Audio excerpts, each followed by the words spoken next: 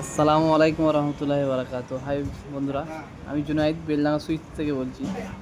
তো আজকে সোমবার, প্রায় প্রত্যেকটা মাল আজকে অনেক দিন পরে প্রত্যেকটা মালই খালি হয়ে গেছে। ভাবতে পারিনি আজকে হয়তো সেভাবে সব খালি হয়ে যাবে, কিন্তু কিছু করার নেই, কপালে ছিল। তাই প্রত্যেকটা মালই অনেক দিন পরে দোকানে খালি হয়ে গেছে। তার সঙ্গে কিছু আলমারিতে মাল আছে। আর আমাদের দোকানের ভিতরটা হেভি গরম, তাই আমি একটু বাইরের দিকে আসার চেষ্টা করলাম। এসে দেখি এদিকে কাঠও শেষ, কারণ এখন কাঠের উনুনের প্রত্যেকটা মাল তৈরি হচ্ছে। তো এদিকে কাঠের নজরটা দিতে হবে, কখন শেষ হয়ে যাচ্ছে আবার নিয়ে আসতে হবে, কারণ গ্যাসের সংকট সংকট চলছে এখন খুব।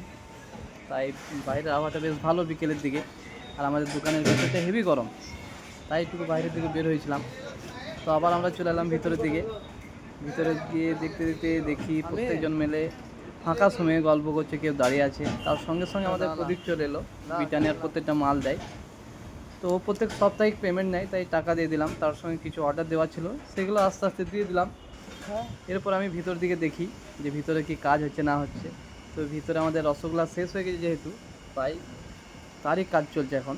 আমাদের মুজাহিদ প্রত্যেকটা রস এখন তৈরি করছে, তারপরে আস্তে আস্তে ছানা আসবে এবং মাল তৈরি হয়ে যাবে।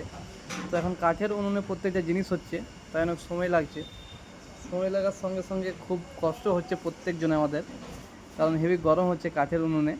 আর খাটনিও বেশি, কারণ এগুলো আগেকার সময় ছিল আমাদের, আমরা প্রত্যেকজনই এখন গ্যাসে অভ্যস্ত, তাই এগুলো করতে অনেকটা অসুবিধা হচ্ছে প্রত্যেকজনারই। কিন্তু কিছু করার নেই, কারণ এখন গ্যাসের সংকটের জন্য এগুলো করতে হবে। এভাবেই জীবন, কষ্টের মধ্যেই সুখ আছে, তাই আমরা সবাই মিলে মিলেমিশে প্রত্যেকটা কাজ করি।